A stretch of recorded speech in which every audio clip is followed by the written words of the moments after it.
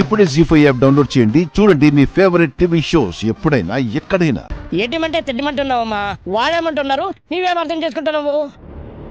మీకేమర్థమైంది చెప్పండి బాబాయ్ గారు.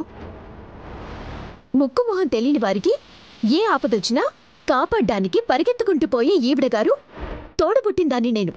విషం కలిపిన పాలు తాగుతున్నా తాగొద్దని ఎందుకు అడ్డుకోలేదు? అంటే నేను చావాలని కదా?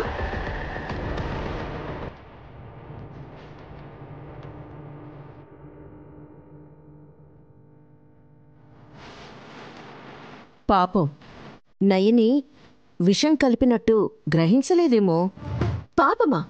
ఈ మహాతల్లికి ఆపదొస్తే తెలుసుకోలేకపోవటం శాపం కాని మిగతా ఎవ్వరికొచ్చినా టక్కున చెప్పేస్తుందత్తయ్యా. విశాలాక్షి అమ్మవారి మీద ప్రమాణం చేసి చెప్పమన్నా చెప్తాను సుమన. నిజంగా నాకు తెలియరాలేదు. రాదు, ఎందుకంటే ఇదంతా నీ ప్లాన్.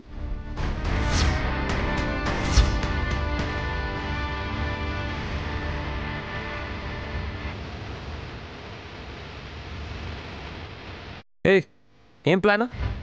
తలతిక్కగా మాట్లాడుకో. నన్ను చెప్పనిచ్చేంత వరకు మీరు మధ్యలో రాకండి.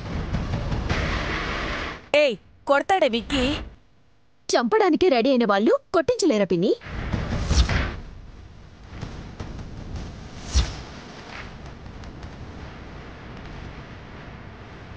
అవ్వా, ఏమన్నావమ్మా నువ్వు? చిన్నాళ్ళుడు నీ మీద చేంజ్ చేసుకున్నాడు కూడా నైనామే కారణమంటావా? అంతే కదా బాబాయ్. ఆ? అందర్నీ తన ఆధీనంలోకి తెచ్చుకొని ఎలా కావాలంటే అలా ఆడిస్తోంది. సుమనా, హాస్పిటల్ నుంచి తిరిగి వచ్చావు కాబట్టి ఓపిగ్గా చెప్తున్నాను. నీ ఇష్టం వచ్చినట్టు ఊహించుకుని మా అందరినీ డిస్టర్బ్ చేయకు. నేను చచ్చినా పర్వాలేదు కానీ మీరు మాత్రం బాగుండాలి. అంతేనా బావగారు? హే,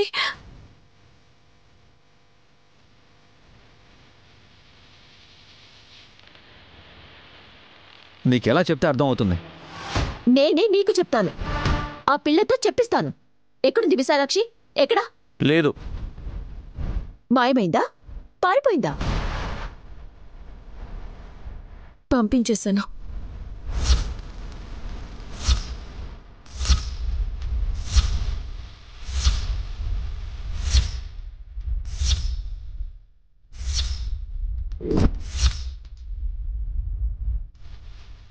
ఏంటి పెద్ద మరదలా, విషం కలిపిన పిల్లని వెళ్ళిపోమ్మని నువ్వే చెప్పావా? అంటే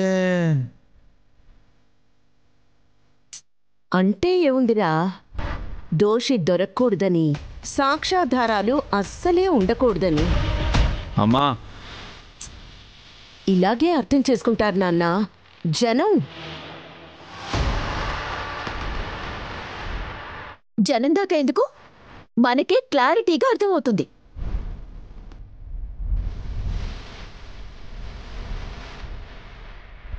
జీ5 యాప్ డౌన్లోడ్ చేసి అన్ని ఎపిసోడ్స్ పూర్తి ఉచితంగా చూడండి.